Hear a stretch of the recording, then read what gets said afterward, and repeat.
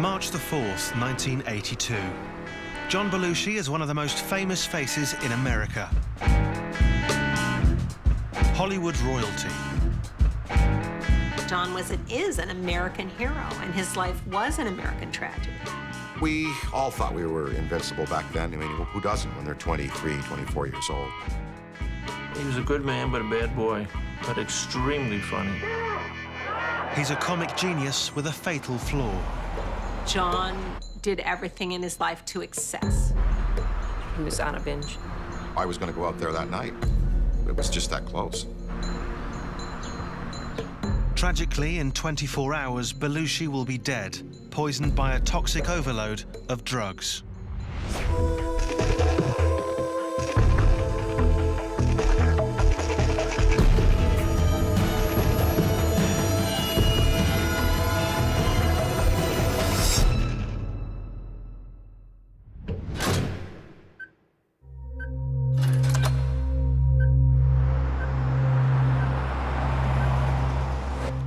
Los Angeles, March the 4th, 1982.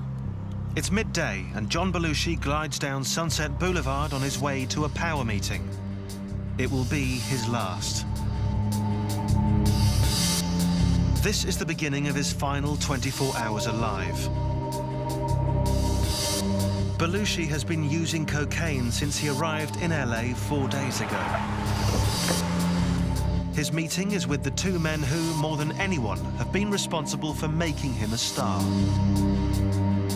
Michael Eisner, the president of Paramount Pictures, and Belushi's manager, Bernie Brillstein. The purpose of the meeting was to decide what movie John was going to do for his commitment to Paramount. It was like George Clooney. They were coming to talk George or John into this movie. At the meeting, there's just one item on the agenda, Belushi's next movie. Eisner wants him to star in The Joy of Sex, a farcical takeoff on a popular sex manual. He's convinced it'll be a surefire moneymaker. They saw him as a star that could put people in the seats, and there was a project that was hanging around the studio that wanted to get made. They had an option on it. They'd paid money to get it written, and they saw John as the express way to get it done. Belushi resists. His instincts tell him that The Joy of Sex will be a career-damaging disaster and a personal embarrassment. I don't need nothing, babe. He was saying, you have to read it, you're not going to believe it. And, you know, and so they want me to wear a diaper in this movie. That's how it's going to open, like I'm a baby in a diaper. I promise you it's going to be great. During the meeting, Belushi receives a call from his friend and fellow actor, Dan Aykroyd. Aykroyd gives him some advice. Hey, Dan. Oh, don't do that piece of shit. Are you kidding me? Come on. Get away, get away. Get out, get away. Come home. It's the spring. Things will happen over the summer or the fall. We'll figure something out. I was writing Ghostbusters right then, which he would have been in. And I said, don't worry, John. We're going to cover. We're going to do great stuff, you know. Don't be pressured to do this. Come home. Sounds good. Yeah, bye. Bye. Belushi flatly refuses to do the movie. It was very nice. No one yelling, it was no crazy thing. And it was finally decided that it was a stalemate. You know, no one was going to do anything. But Belushi has a hidden agenda. He's battling an addiction that's getting the better of him. All right, I'll get it for you. How much is it gonna cost me? 1,800 bucks. John Belushi, God bless him, is an addict A to Z. And just like every other addict, it's a deadly disease, and there's always reasons that people use, but fundamentally it's the addiction that kills them. Just 3 years earlier, Belushi had the #1 movie, the top-rated TV show, and the #1 album, all at the same time. No other entertainer had ever done that. Well, that's one of those career highlights that one gets once in a career. John had Soul Man at the top of the record charts. He had Saturday Night Live at the top of late-night television. And he had the #1 comedy in the nation. And we all shared the abundance, and it was a time of celebration. you know, massive adrenaline rushes and just really good times. It was a heck of a ride. It was a good ride, most of the time. For a couple times, just hanging on, but it was scary sometimes. It was exciting. It was fun. It was innovative. It was different. Life with John was very fast. It always was fast. He always was on a fast track. He had a lot to do. He was very busy. John was a person who seemed on a mission in general in life. Like a little tornado. He just went through life and brought people along, and I think that most people enjoyed their time, but he did have more energy than most people. Belushi was a comic genius. He was unpredictable, outrageous, a master of slapstick. Like Keaton or Chaplin, any of those people, and I would definitely compare him to those people as a comedian. He had a great ability to physicalize. So he could make you laugh by raising his eyebrow. He wanted to do more, to branch out into more serious roles. But the studios only wanted the Belushi they knew from his earlier movies. They'd love to have me do Animal House goes to camp, Animal House joins the Army, Animal House rides a space shuttle, you know, but it's not the way I work. You know?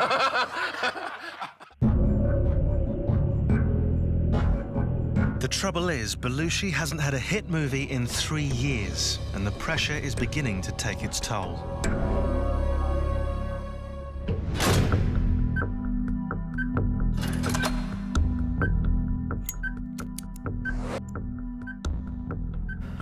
John Belushi has turned down the sex comedy the studio have lined up for him. Next, he changes the agenda. He's borrowed money from his manager before and now tells him he wants cash to buy a guitar. Come on, Bernie. And we had cash in the office, and I gave him $1,800 cash. It was me. God knows I didn't know what was going to happen. But the money is not for a guitar. To be at the meeting that he allegedly came here for and to ask for money for drugs in the middle of the meeting, that's good drug addict behavior. That's how they behave. What's going through his head is, where am I going to get my next hit? Where can I get drugs? With $1,800 in his pocket, Belushi's drug binge is about to hit a new and dangerous level. Belushi's cocaine addiction began 7 years earlier on the set of Saturday Night Live. America was ripe for a new generation of humor, and we just hit it at the right time. Of course, we were absolute rebels, you know, and really ill-behaved and really bratty and ratty. Why me, man? I mean, why me? I think there was just an attitude of rebellion and irreverence, and don't trust the old order. Which was part of why the show could succeed. In the late 70s, there was also a new attitude to drugs. Cocaine was easy to source, and the television industry was fueled by it. Monday, we come up with an idea. Tuesday, we wrote it. Wednesday, we read it. Thursday, we blocked it. And Saturday was on the air. It was, for a writer, it was great. We got to produce our own pieces. We were given a lot of autonomy. So from that point of view, it was wonderful. But it was video commando time. We were live. There was a lot of pressure and stress. I relieved it by punching out the ceiling in my dressing room so I had a little more air. People thought that was a temper tantrum. That wasn't. That was merely me physically trying to get a little more space in there because I was feeling claustrophobic. We let off steam on the weekends after the show. To be there and work there was to be like in a subway station for the rich and famous. To be at a party where, you know, there'd be Keith Richards and William Burroughs and Baryshnikov and Andy Warhol, you know, plus the cast, plus people from Hollywood, you know, all in the same place. And so that's sort of unduplicatable. But it's also a great lesson because after that, you know, there's hardly a party that is going to really impress me now.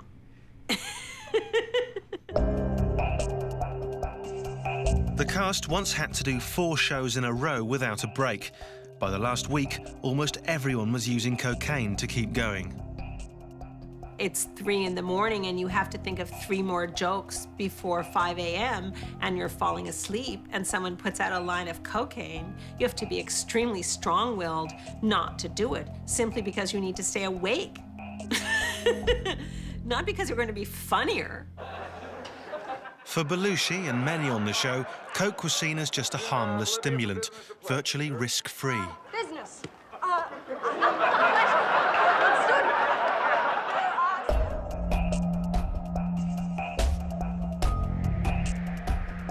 Thank you very much. You can go.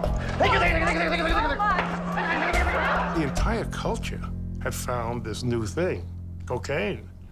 And it's easy. If I take a sniff, you'll get fun. You're not putting a needle in your arm. It's very clean. It was perceived as a drug that would help creativity, it would assist in loquaciousness and solving the world's problems and exchanges. So it was just prevalent and ubiquitous. And I think to John, it was something that kept him up at night. It stimulated his, his thinking. But Belushi seemed to be using more than anyone else. He started going on binges. I think with John in particular, his appetites were always big, and that's where, part of his problem was. He always did a little more than anyone else. He always went a little longer than anyone else. John was a man of the night. He loved being John Belushi. He loved to sing in clubs. And at the time, I believe people were doing a lot of drugs, and I don't think he separated himself from the drugs. But it wasn't big-time drugs. It was just really, you can't go back and understand that time. It was the time of Studio 54. It was a time of great separation of young people and old people. And a lot of people were doing drugs who couldn't handle them, including adults, people, lawyers, everyone. So if you kept John out of trouble and kept him focusing on what he was doing and his career, which he really didn't care about then. Well, when you get hot so fast, you don't have time to care. You think, more, they'll keep giving me more. John had an insatiable appetite for everything, for life, for all of the tastes and pleasures and sensations, from, motorcycle speed to, a good, to 3 pieces of cherry pie. And he seemed like a bull. People thought he could do anything. And at that period of history, people didn't acknowledge the potential risk. There was a lot of sort of whatever sort of feeling about drugs and alcohol. They had no distinction between abuse and addiction. Addiction, you can't stop, even when you want desperately to stop. It's a biological process. It's different for different people, and once you cross that line or throw that switch, you're there. It's really a question of pharmacology and biology than any real psychological issue. The speed with which you get there sometimes has to do with what's going on emotionally with you, because you're looking for solutions, trying to feel better, can't regulate, can't trust. But once you're there, you're there. Everyone thought it was the hippest thing in the world. And no one thought they'd die from it. No one. Without realizing it, over the 3 years he worked on the show, Belushi developed the addiction to cocaine that he would struggle with for the rest of his life.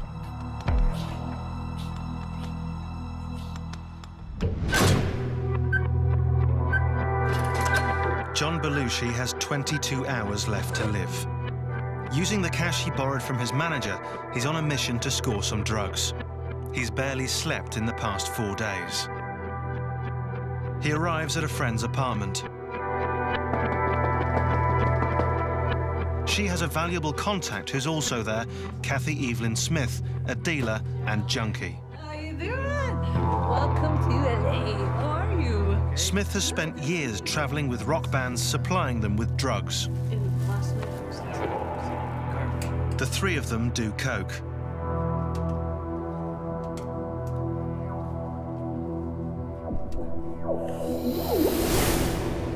Belushi's wife Judy is at their home in New York. She knows he left for LA on a mission to get high and tried to stop him. He was on a binge, and I wanted to, knew if he went back, it wasn't going to end. he had a mindset and just plowed right ahead. You know, made the choice. Belushi's friend Dan Aykroyd is also in New York, at his office just a couple of blocks from Judy. The thing is, with John, he didn't even have to buy it. You know, people loved him so much, they wanted to hang out with him and socialize with him. So they would buy it for him and give it to him. Like, you know, he would show up at a party and they'd automatically, here, have fun. And he would be collecting all this coke, and it was, you know, Judy's job and my job sometimes to confiscate without his knowledge and to get rid of it. With his wife and best friend on the other side of the country, Belushi is far away from those who care about him. He now takes some of the cash he got from Brillstein and gives it to Smith, sending her off to get more drugs. This time, it's not for cocaine. Belushi wants heroin. He's losing control, sliding deeper into his drug-fueled binge, and there's no one around to tell him to stop.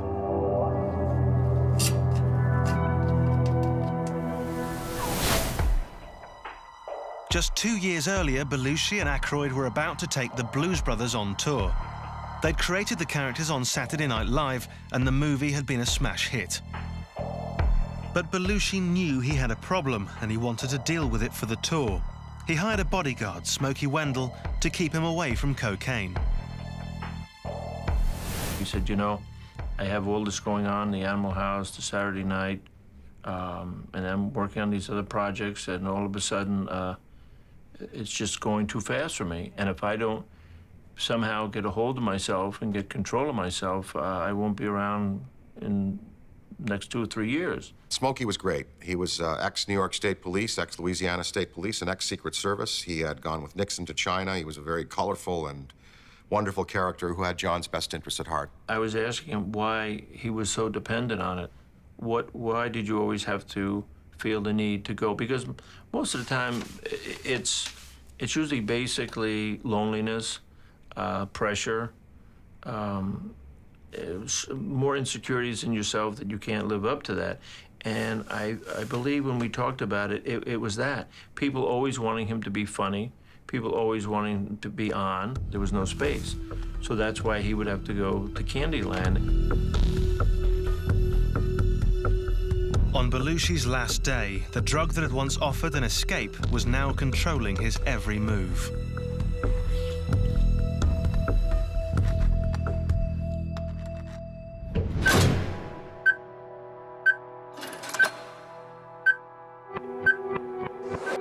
It's late afternoon, and John Belushi has less than 19 hours left to live.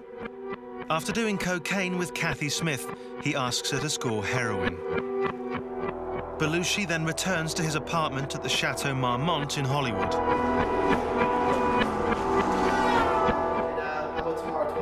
He makes a number of phone calls, first to Brillstein saying he's changed his mind. He will do the joy of sex after all. Next, a call to Michael Eisner, head of Paramount, telling him the same thing.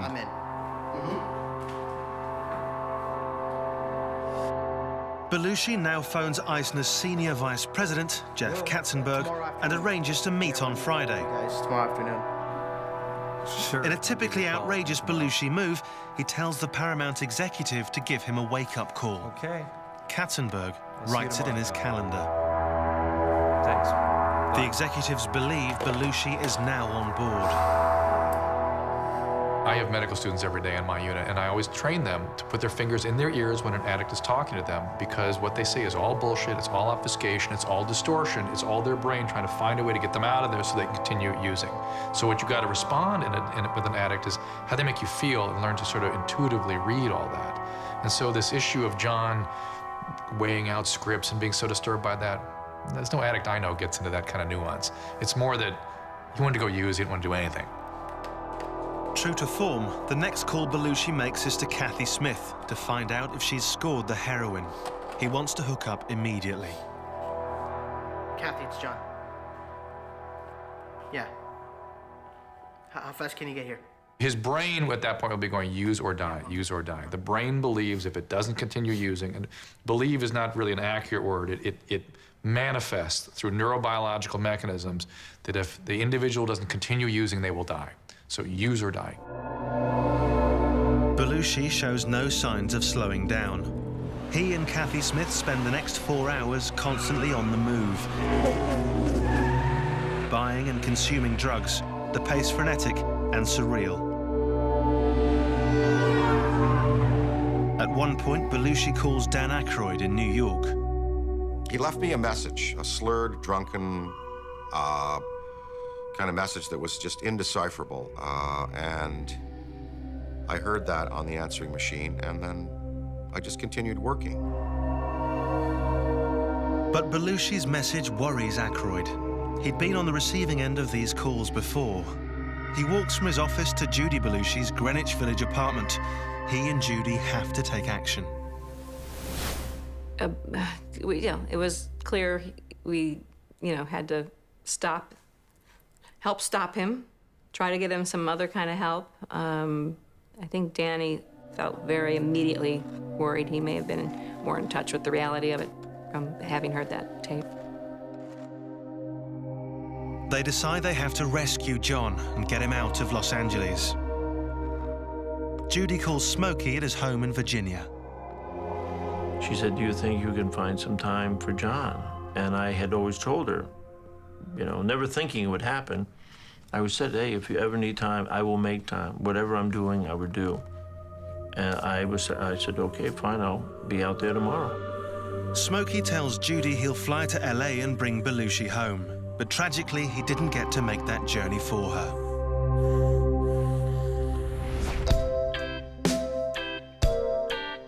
Judy and John were childhood sweethearts. They met at high school. She was 15, he was 17.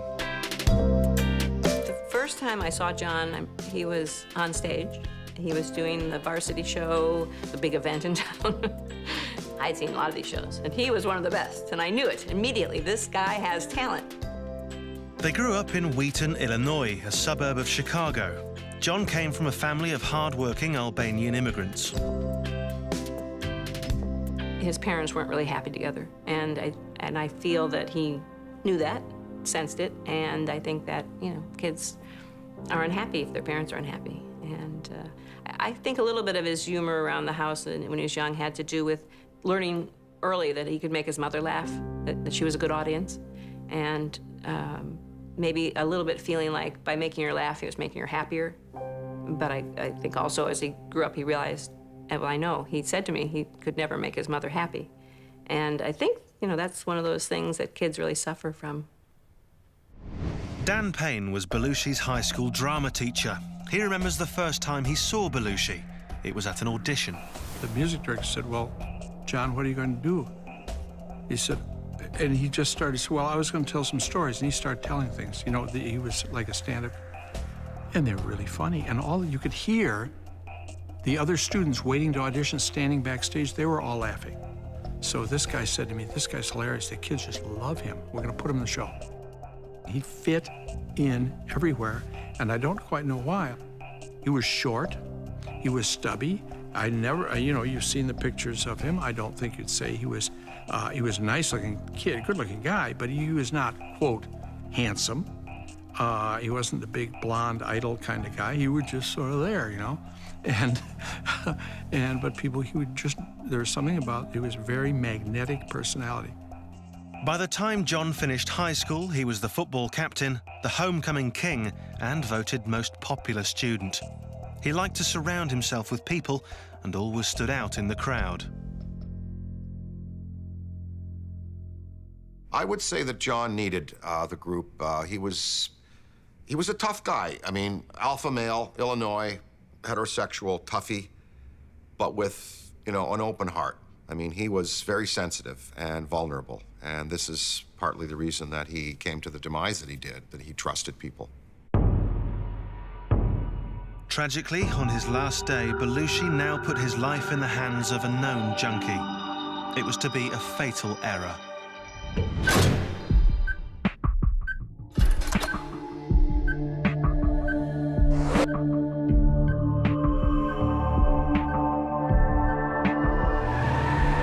It's now early evening, and Belushi has less than 14 hours left to live. He and Kathy Smith arrive at the Roxy nightclub, a Hollywood landmark that leads to an exclusive upstairs bar on the rocks. Celebrities can do what they want here without being bothered. Slipping through a side door into the bar, Belushi is agitated, his mind racing. He's complaining to anyone who'll listen about the pressure he's under to do the joy of sex and the pressure of being John Belushi.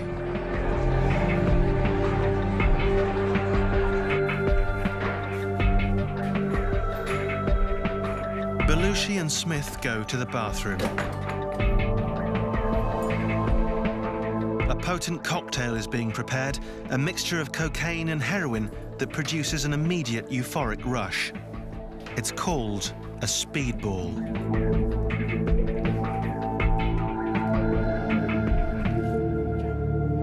Belushi has just upped the ante.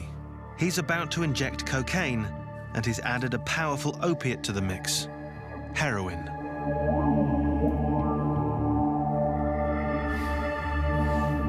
It's an extremely powerful delivery of large doses of the drug right to the brain. And what you see in humans when they're delivering the cocaine by this mechanism, they begin behaving like laboratory animals. Laboratory animals, when you give them free access to cocaine, will use straight for a couple weeks and die. That's just about what humans do. They will either run out of money or they will die.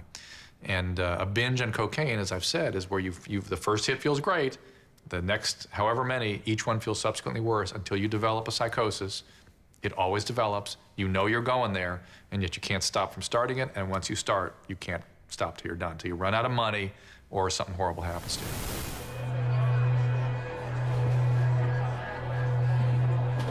Belushi and Smith spend 5 hours at On the Rocks, making more than one trip to the bathroom. Belushi seems unable to stop. By the way, if John Belushi stayed in Wheaton, Illinois, where he was born, he would have been the same guy. Same way.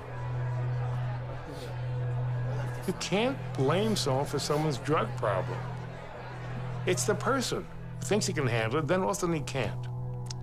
And when you're doing drugs, what do you want of drugs? You don't want a career. John was really good at creating characters, but he hadn't gone through the maturity, which there's no age for it. But I think maybe it was a little, it was late. He was 33 when he died. He hadn't gotten to the point where he let go of the child, didn't let other people define him, and decided for himself that he was who he was, a good person worthy of everything good that came to him, and those kind of ideas that I think give you your strength. And he didn't have that. On his last day, Belushi is a shadow of his former self. His body is slowly being destroyed by the drugs he's consuming.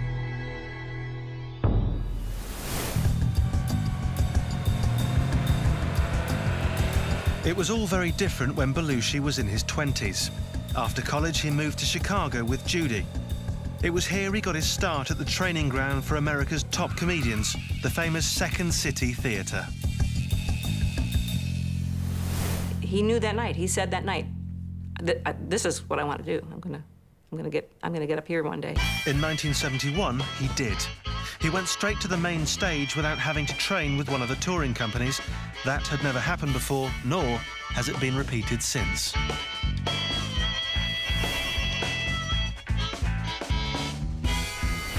Oh, it was incredible. He walked on stage, he didn't have to open his mouth.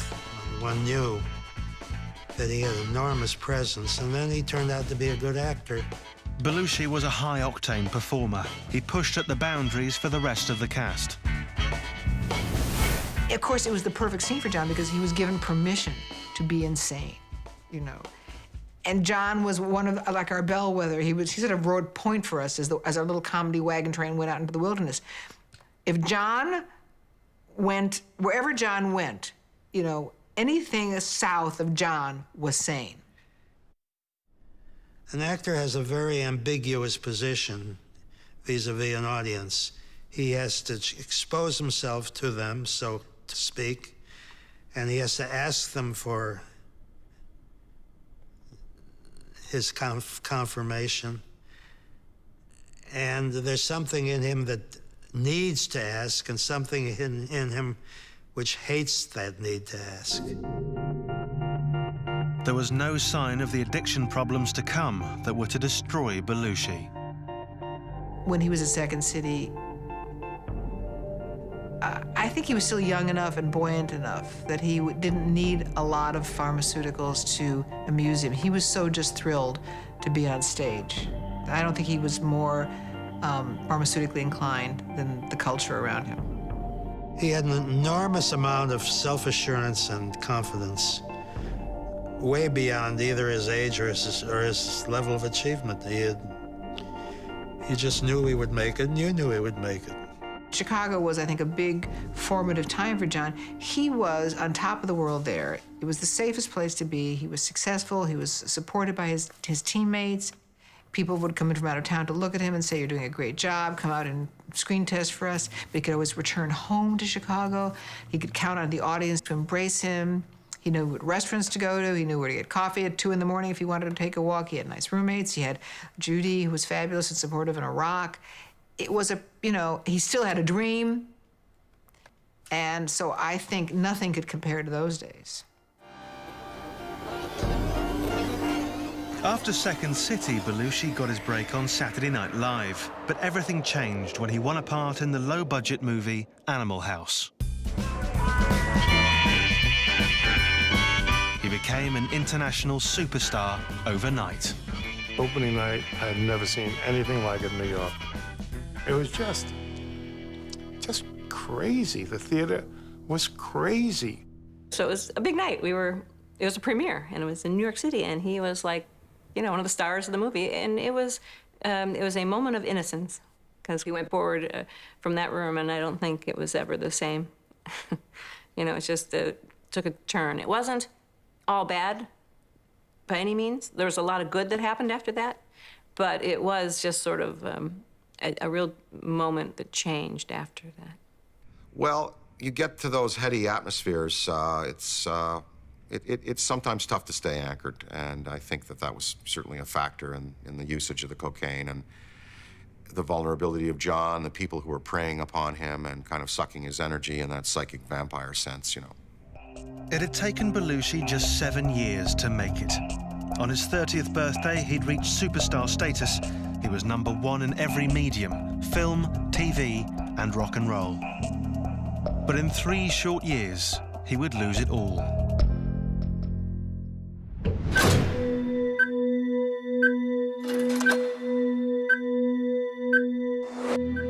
It's close to midnight, and Belushi is still reeling from the combination of cocaine and heroin he's been injecting into his bloodstream. After 5 hours at the bar, Belushi and Smith leave. Belushi tells Smith to stop the car. He opens the door and throws up. Now they're heading back to the Chateau Marmont, Belushi's final destination. At bungalow number 3, Belushi rushes to the bathroom and is sick again.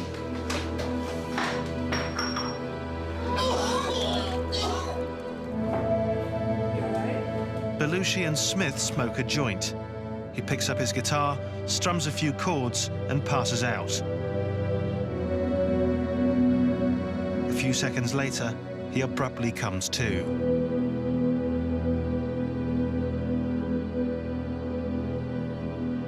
At 3:15 a.m., Kathy Smith injects Belushi with one more speedball. It will be his last.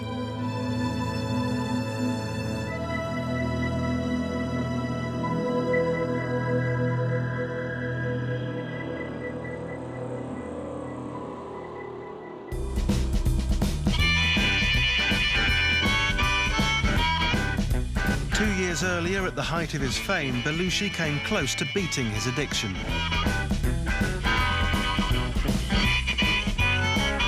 Before taking the Blues Brothers on tour, he hired bodyguard Smokey Wendell.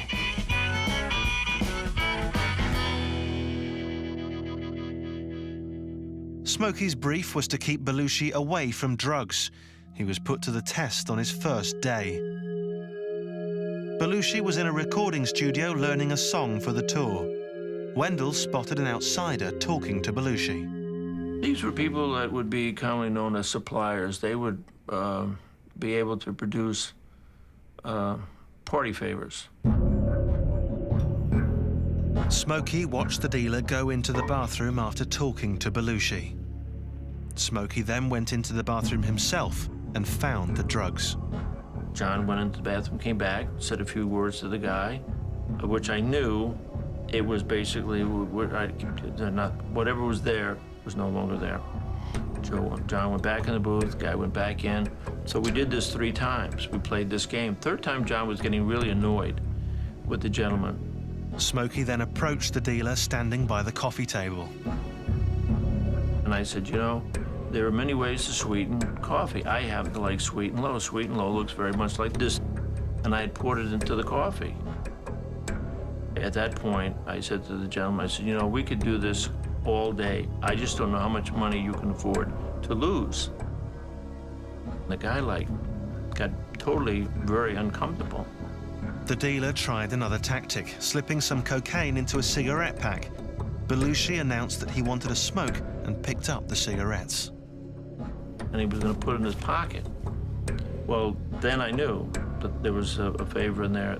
That turned into a physical altercation with John and I. It was a tug of war, and we were wrestling on the floor in the studio. And the 2 guys that ran the studio, they were, I don't believe this. I can't believe this. And we got up and I said, John, look, if you want to do this, then you don't really need me here. If you don't, I mean, this is going to happen every day. It worked. We did a tour with the Blues Brothers, and that was grueling because we had, 20 shows in 16 cities. And, we were able to meter the dosages, and John performed beautifully and effectively, and we had a great, lucid, clear, creative time. And so Smokey worked. Belushi kept clean for the entire tour. He desperately wanted to win his battle against addiction.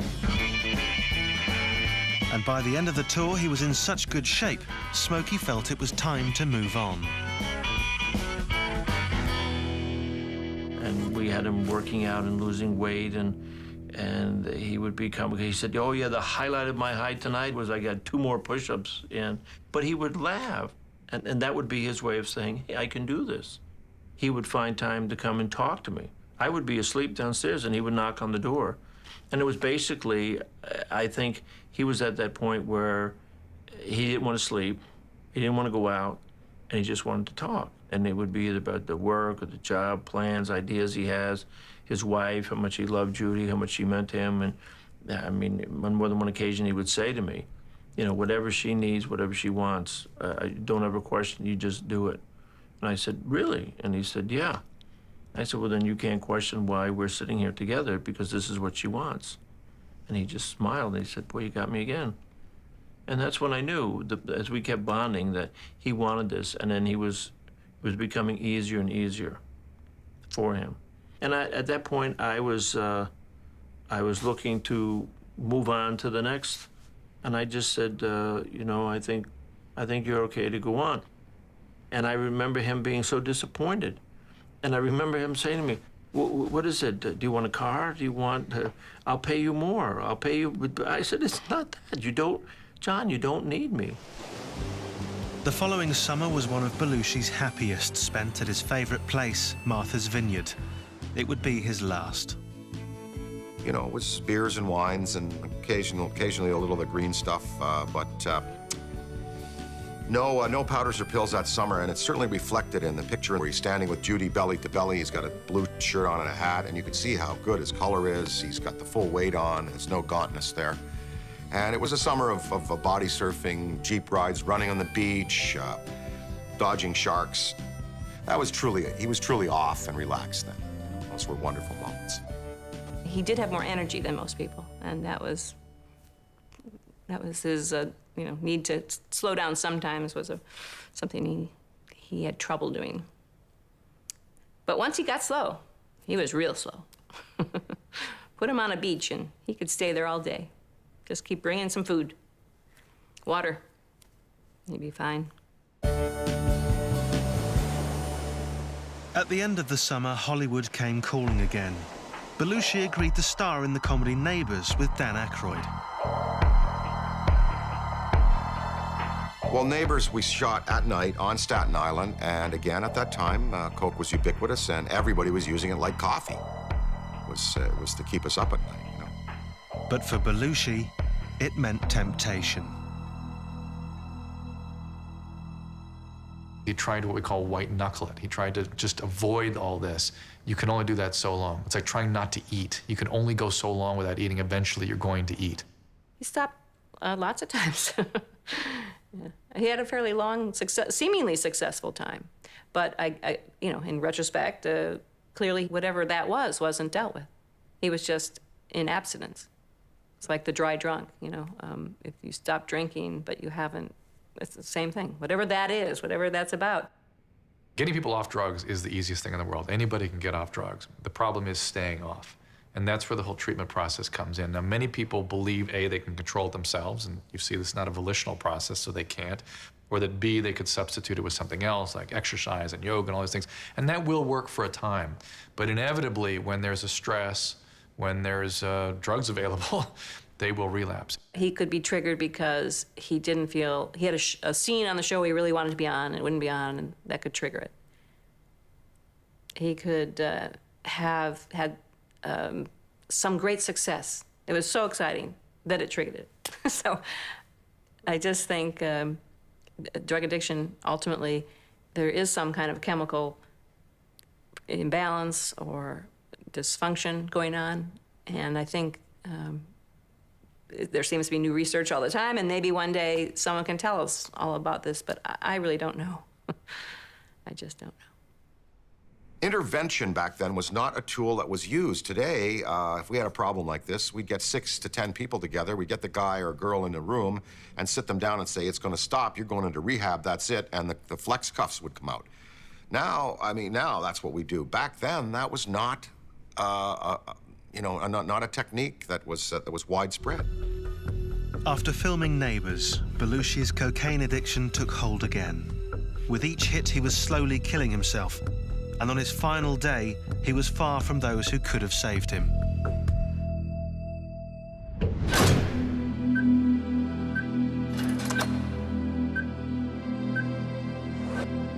It's just before dawn. John Belushi has 6 hours left to live.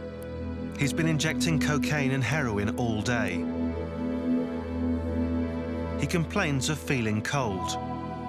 Kathy Smith puts him to bed and turns up the heat.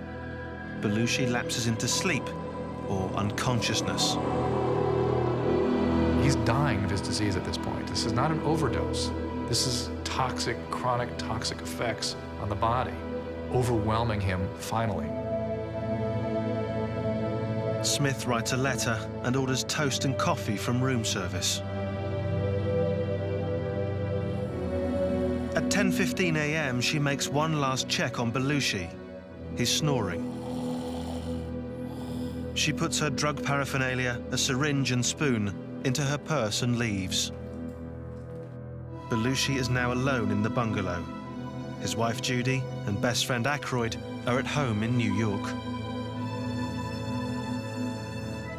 Sure, I mean, I felt like I should have been with him that whole time out there. It would have been different if I was there. But you come back to a point where you realize, well, first of all, it might not have been different if I was there. And it's just a life, you know, life. You gotta let go of it. You gotta know that's what that's what happened. That's all that you can, there's no more. That's it. Can't redo, so. Or I was going to go out there that night, you know. It was just that close, you know. It was really close, like a hair close, you know. Yeah, you know, of course, I will always feel for the rest of my life that maybe I didn't do enough, and but he was alienating us at the end as well, you know, and pushing us away, and he'd get real mad if you took the coke away, and you know, and you know, it was. But I'll live with that for the rest of my life. That we didn't get there in time.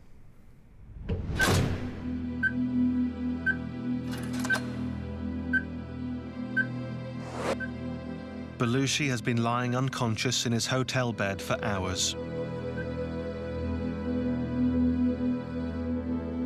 Then at 12 p.m., Bill Wallace, Belushi's assistant, arrives at the bungalow with a typewriter Belushi wanted for script writing.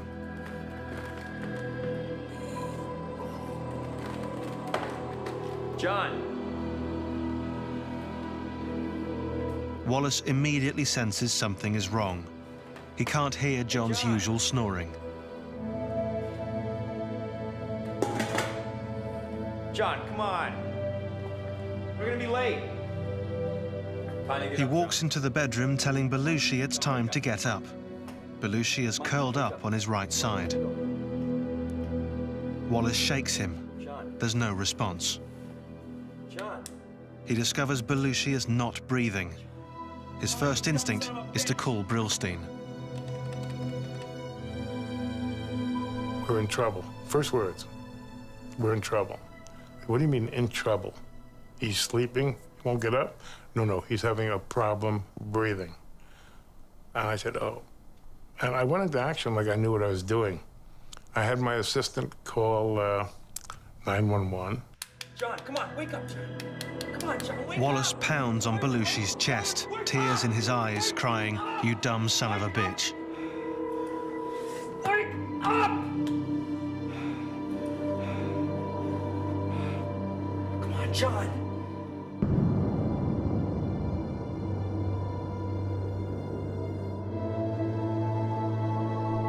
I went to the Cedars-Sinai to wait at the emergency entrance so no one would know John was coming over. At the Chateau Marmont, paramedics place Belushi on the floor. Not knowing he's already dead, they suspect a heart attack.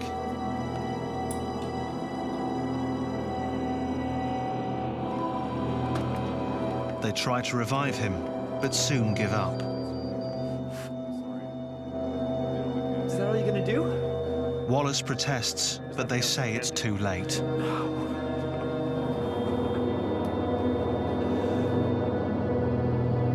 John Belushi died on the morning of the 5th of March, 1982. At the Cedars-Sinai Hospital, Brillstein waits and waits. The ambulance is not coming. And finally, one of my assistants called and said, Bernie, you can come home, John is dead. And what do you do when you're alone in a phone booth? No one had a cell phone then. And one of your best friends died. You can't believe it. I, of course, felt responsible. You know? I know everyone says this wasn't your fault. He would have gotten the money someplace else. But I gave him the $1,800 bucks. You know? Do I wish I hadn't? Sure. It was his money. You know, he had made it for me, I gave it to him. And I guess the guitar is still there. The police arrive at the Chateau Marmont, then the media. The word will soon be out. The first thought I had was, Judy's gonna hear it on the radio.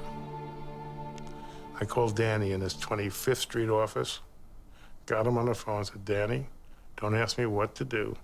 I'm telling you, John is dead. It's not a joke. I was writing Ghostbusters at the time, and I was writing a line for him when the call came from Mr. Brillstein that he'd gone. And I immediately got up and went outside to get to Judy. I didn't want to take a cab. I didn't want to be carried. I had to move myself. Otherwise, I would have just buckled to my knees. And I ran down to Judy's from 5th and 23rd. I ran down to Morton Street. I heard someone punching the lock and run up the stairs, and it was Danny. And I told her before anyone else knew, you know, that he was gone. And but it was essential for me to get there before she heard it from someone else. So. And, you know, that's a real good friend. So. It was 2 weeks later that coroner Thomas Noguchi confirmed the cause of death. The office issued the official death certificate described as acute cocaine and heroin intoxication. An examination of Belushi's arms revealed that he'd been injecting for some time.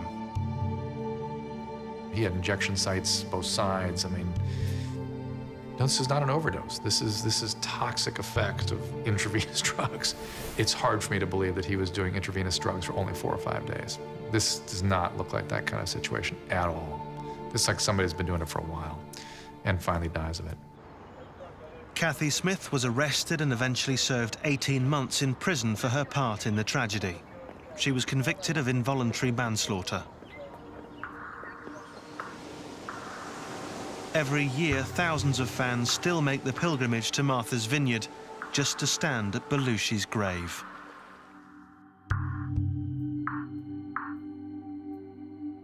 So somehow he's just touched people in that way, and I think when you actually have people feeling that you've made a difference in their life, then they don't forget you.